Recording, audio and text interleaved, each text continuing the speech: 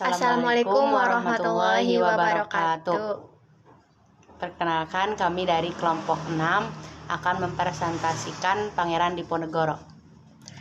Pangeran Diponegoro adalah pahlawan nasional Republik Indonesia yang memimpin periode tahun 1825 hingga 1830. Pangeran Diponegoro nama aslinya adalah Mustahar. Beliau lahir pada tanggal 11 November 1785 di Yogyakarta. Beliau meninggal pada tanggal 8 Januari 1855 di Makassar dan dimakamkannya juga di Makassar. Nama ibu beliau adalah R.A. Mangkarawati, nama ayahnya adalah Gusti Raden Mas Surojo yang kemudian hari naik tahta bergelar Hamengkubuwono III. Nah, ini Pangeran Diponegoronya. Pangeran Diponegoro memiliki anak 12 putra dan 5 orang putri dari 9 wanita yang dinikahinya. Untuk sekarang, anak-anaknya atau keturunannya tersebar di seluruh penjuru dunia, termasuk Madura, Australia, Maluku, Sulawesi, Jerman, Belanda, Arab Saudi.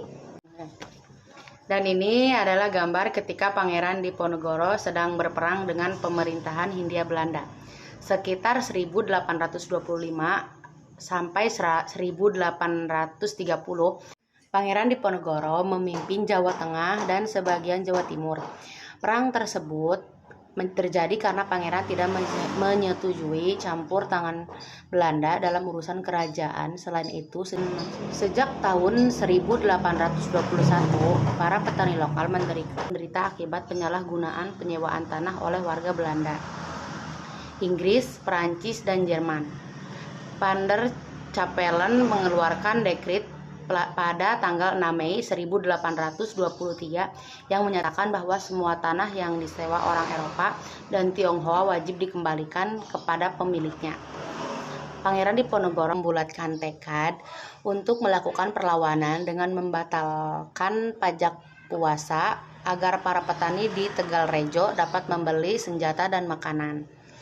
Kekecewaan perang Diponegoro juga semakin memuncak ketika Patih Danureja atas perintah Belanda memasang tonggak-tonggak untuk membuat rel kereta api. Melewati makam leluhurnya, beliau kemudian bertekad melawan Belanda dan menyatakan sikap perang. Pada hari Rabu 20 Juli 1825, pihak istana mengutus 2 bupati keraton senior yang memimpin pasukan Jawa Belanda untuk menangkap Pangeran Diponegoro dan Mangkubumi di Tegalrejo sebelum perang pecah. Penyerangan di Tegalrejo memulai perang Diponegoro yang berlangsung selama 5 tahun. Pangeran Diponegoro memimpin masyarakat Jawa dari kalangan petani hingga golongan priai yang menyumbang uang dan barang-barang berharga lainnya sebagai dana perang. Pada tahun 1827, Belanda melawan penyerangan terhadap Diponegoro dengan menggunakan benteng sehingga pasukan Diponegoro terjepit pada tahun 1829. Kiai Mojo memimpin spiritual pemberontakan ditangkap.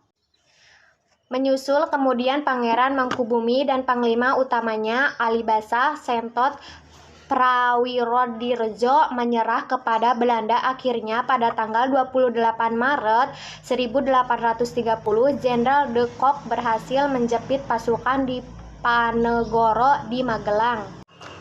Di sana, Pangeran Diponegoro menyatakan bersedia menyerahkan diri dengan syarat sisa anggota laskarnya dilepaskan oleh.